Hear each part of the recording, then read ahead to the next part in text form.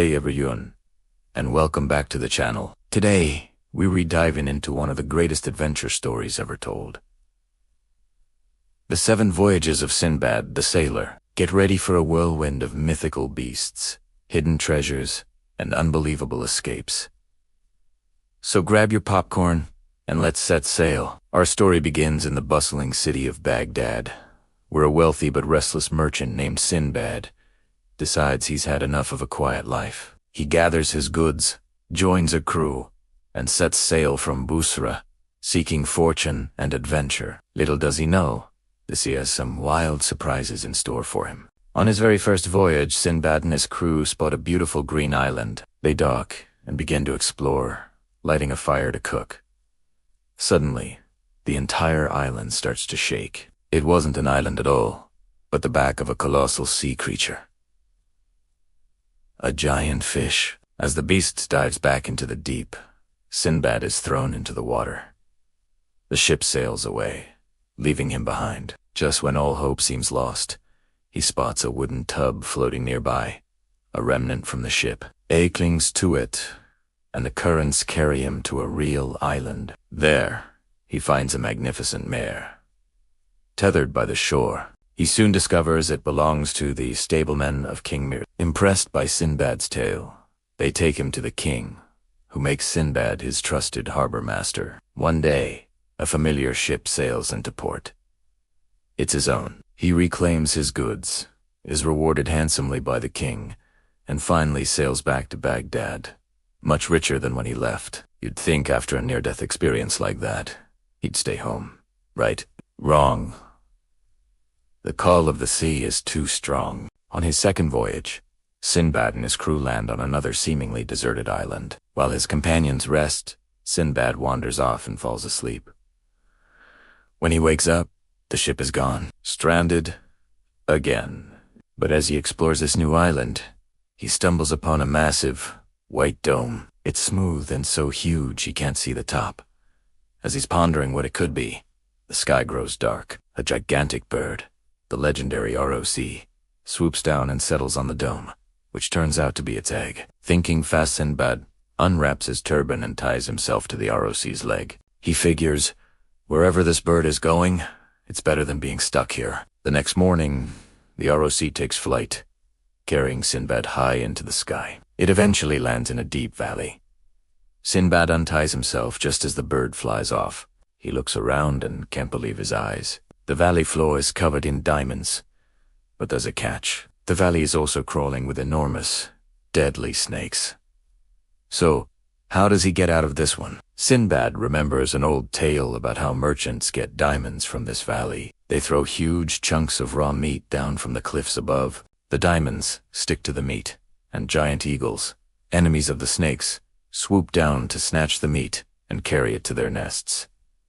Sinbad has a brilliant, if not slightly crazy, idea. He fills his pockets with as many diamonds as he can carry, then straps a large piece of meat to his back and lies down. Sure enough, a massive eagle swoops down, grabs the meat, and Sinbad along with the tent carries him up to its nest high on the cliffside. The merchants who are watching from above are startled to see a man in the eagle's nest.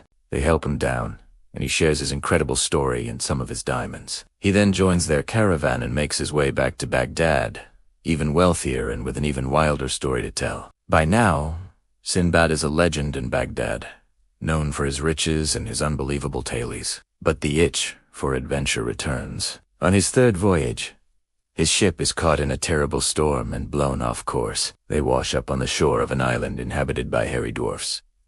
These creatures swarm the ship and force the crew onto the island, where they find a massive palace. They enter, hoping for shelter, but instead find a terrifying, one-eyed giant, Cyclops. The giant captures the crew and, one by one, begins to eat them. Horrified, Sinbad and the remaining sailors devise a plan. While the giant is sleeping, they heat 2 iron spits in the fire until they are red hot and plunged him into the giant's single eye, blinding him. The enraged giant thrashes around, and the sailors scramble to escape. They build rafts and push out to sea, but the giant and his companions begin hurling massive boulders at them, sinking most of the rafts. Sinbad's raft survives, but his ordeal isn't over. He drifts to another island, only to be confronted by a monstrous snake that swallows one of his companions whole. Terrified, Sinbad builds a wooden enclosure around himself for protection. The snake tries to get to him, but can't. The next day, a ship passes, rescues him, and, believe it or not, it's the very ship that had abandoned him on his second voyage. The captain, thinking Sinbad was long gone, had kept his goods safe. Sinbad reclaims his property and returns home, yet again, miraculously safe and unimaginably rich. 3 voyages, 3 brushes. With death, is he done? Not even close.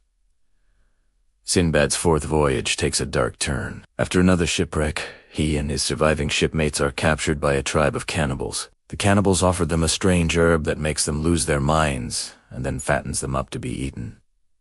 Sinbad, clever as always, refuses to eat the herb. He pretends to be insane while the others eat and grow plump. He manages to escape and is found by a group of spice gatherers who take him to their kingdom. The king is so impressed with Sinbad's skills that he insists Sinbad marry a noblewoman from his court. Sinbad agrees and lives a happy life for a while, but then he discovers a bizarre law of the land. When one spouse dies, the other is buried alive with them in a communal tomb, along with their possessions. And guess what?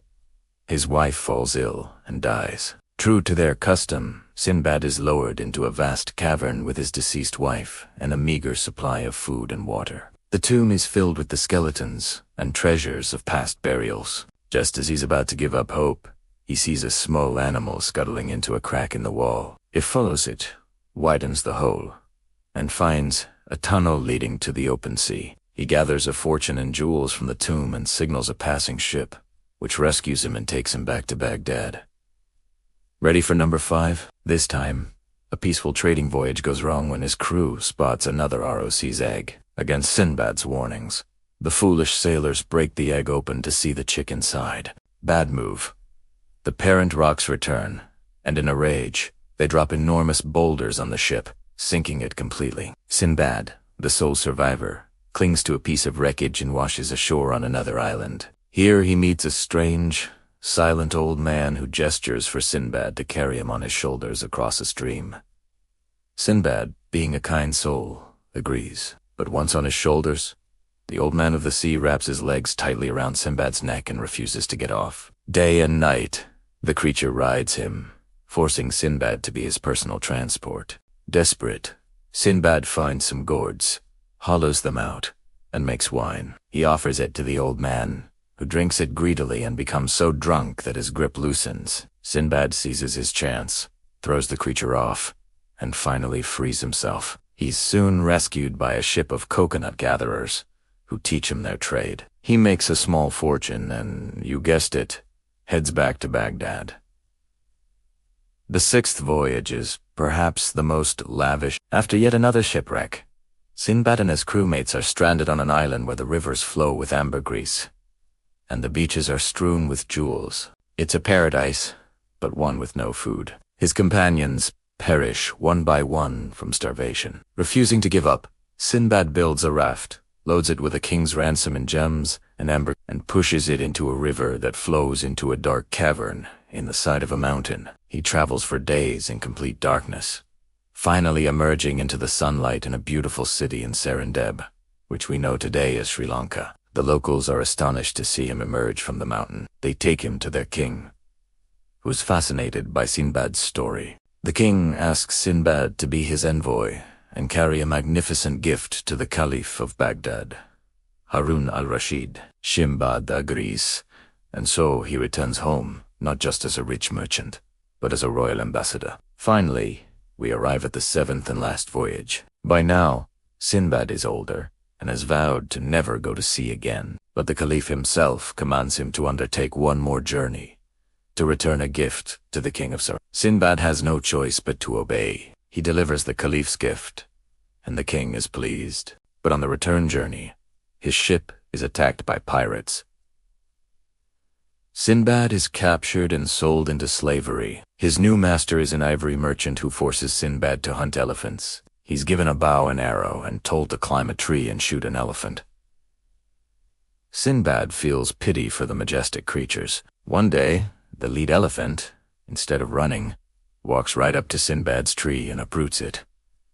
Sinbad falls but is unhurt. The elephant gently picks him up with its trunk and carries him to a secret elephant graveyard, a place filled with more ivory than he could ever imagine. Sinbad realizes the elephants are showing him this place so he'll stop hunting them. He returns to his master, tells him the secret, and his master is so grateful that he sets Sinbad free and gives him a share of the immense wealth. With his final fortune, Sinbad the sailor finally returns to Baghdad for good, content to live out the rest of his days in peace, surrounded by the unbelievable riches and even more unbelievable stories from his 7 incredible voyages. And that's the epic tale of Sinbad the sailor. From giant fish to giant birds, cyclopes to cannibals, his adventures are a testament to human resilience, cleverness, and an insatiable thirst for a life less ordinary. What a journey! Which voyage was your favorite? Let me know in the comments below. Thanks so much for watching. If you enjoyed this story, please give this video a thumbs up. And do not forget to subscribe and hit that notification bell so you do not miss our next adventure. Until next time, stay curious.